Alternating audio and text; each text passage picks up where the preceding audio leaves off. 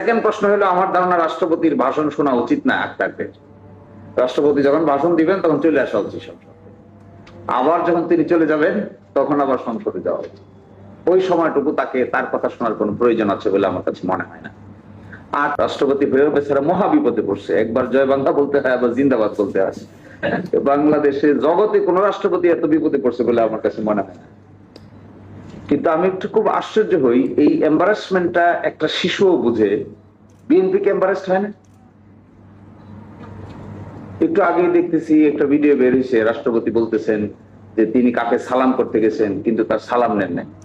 পরে বুঝতে পেরেছেন যেহেতু তিনি রাষ্ট্রপতি হবেন, সুতরাং সালাম নেওয়াটা, পায়ে ধরে সালাম নেওয়াটা ঠিক হয় নাই।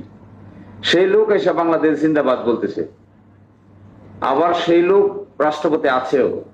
বিএনপি দেখলাম ভেরি হ্যাপি। তো এম্বারাসড হলে হ্যাপি হয়, এটা বিএনপি কে না দেখলে এরকম আজব চিজ জগতে আর আছে কিনা আমার কাছে খুবই আশ্চর্য মনে হয়। কেমন আজব চিজ,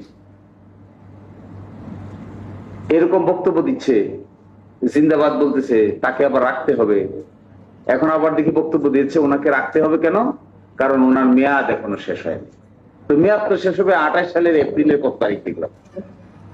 এতদিন পর্যন্ত এটাকে সোয়ালো করে করে যাবেন। যাক, ওনাদের ক্ষমতা আছে। তো করণীয়টা কি এর মধ্যে? আমি মনে করি বিপ্লবী আক্তাররা এখানে আসে as a member of parliament, তাদের উচিত আগামী 12 তারিখের আশেপাশেই, 13 তারিখেই সংবিধান সংস্কার পরিষদের সভা আহ্বান করা। সেখানে তারা একটা জিনিস করতে পারবেন আর একটা জিনিস করতে পারবেন না। তারা ওখানে সংবিধান সংক্রান্ত বিষয় সমাধান করতে পারবেন না, কারণ আইনে বলা আছে সংবিধান সংস্কার সংক্রান্ত কোন প্রস্তাব অনুমোদনের জন্য পরিষদের মোট সদস্যদের সংখ্যাগরিষ্ঠ ভোটে সিদ্ধান্ত গৃহীত হইবে। এখানে সূক্ষ্ম ব্যাখ্যা বিশ্লেষণ করলে এটাও পারবেন, কারণ পরিষদ তো গঠিত হবে তাদের দ্বারা যারা শপথ নিয়েছেন। তো বাকি যে 200 কত যারা তো শপথ নেয় নাই, ওরা তো পরিষদের মেম্বার না। পরিষদের মেম্বার হলো এই 78 জন। তাহলে তাদের প্রস্তাব অনুমোদনের জন্য পরিষদের মোট সদস্যের, অর্থাৎ 78 জনের সংখ্যাগরিষ্ঠ ভোটে সিদ্ধান্ত গৃহীত হইবে। এবং অন্যান্য বিষয়ে উপস্থিত ও ভোটদানকারী সদস্যদের সংখ্যাগরিষ্ঠ ভোটে পরিষদ সিদ্ধান্ত গৃহীত হইবে। সংবিধান ছাড়া অন্যান্য যে সংস্কারের বিষয় আছে এগুলোতে ওই সকলের উপস্থিতির কোনো প্রয়োজনই নেই। উপস্থিতদের অধিকাংশ, অর্থাৎ 60 জন উপস্থিত হইলে কোরাম হয়, তার অধিকাংশ কত হয়? 31 জন। 31 জন একমত হলে আইন পাস করতে পারবে।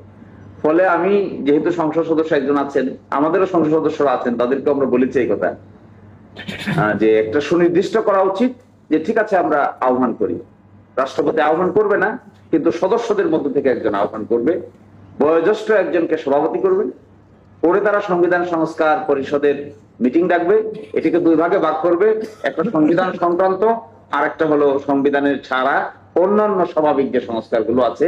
84-র ভিতরে 47টা ছিল সংবিধান সংক্রান্ত, বাকিগুলো তো সংবিধান সংক্রান্ত না। সুতরাং এগুলো করতে কোনো আইনগত বাধা নাই। সেকেন্ড প্রশ্ন হলো, আমার ধারণা রাষ্ট্রপতির ভাষণ শোনা উচিত না আক্তারদের। রাষ্ট্রপতি যখন ভাষণ দিবেন তখন চলে আসা উচিত সংসদে, আবার যখন তিনি চলে যাবেন তখন আবার সংসদে যাওয়া উচিত। ওই সময়টুকু তাকে তার কথা শোনার কোনো প্রয়োজন আছে বলে আমার কাছে মনে হয় না।